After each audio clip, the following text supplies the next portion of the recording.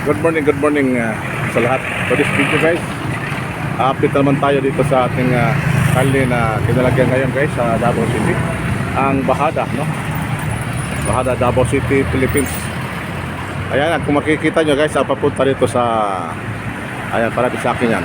Pupuntang norte yan. Norte, no? Davao din norte. Punta yan doon, no? Ayan, ayan. Samantalang yung papunta naman dito, ayan, siyempre, papasok yan sa ating tawagin natin the heart of the city. Ayan, paloob. So ganito ang sitwasyon ngayon sa trapiko. Alas 8 ng umaga ngayon ng araw ng Biyernes, no? Ayan, 2023.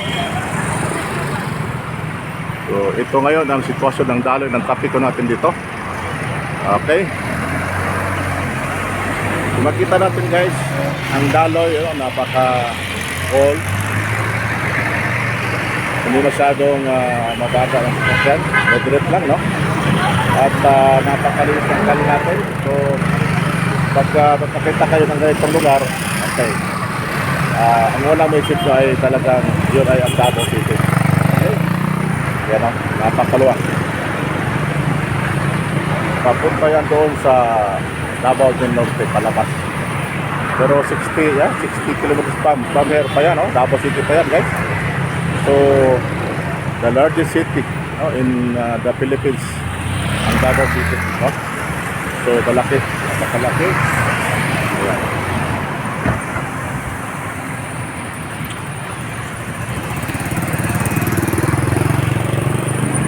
Update lang po.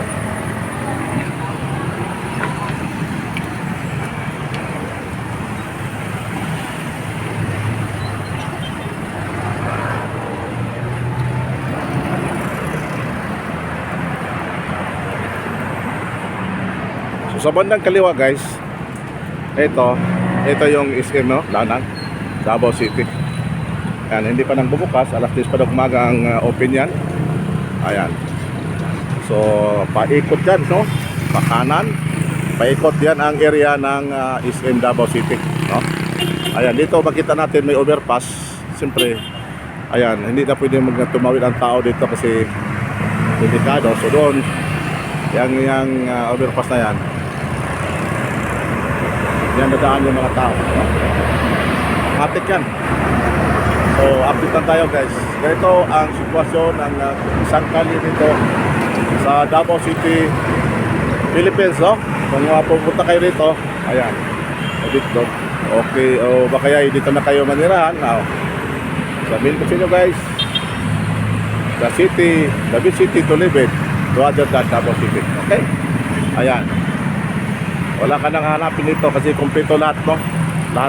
Mayroong ospital, may eskwelahan.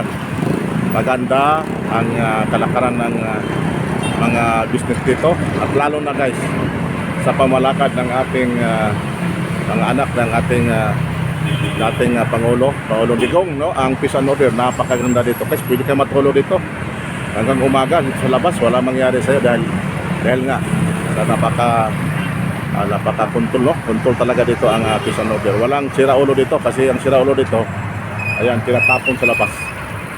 Kung meron man magloko dito guys, yung tagalabas yan.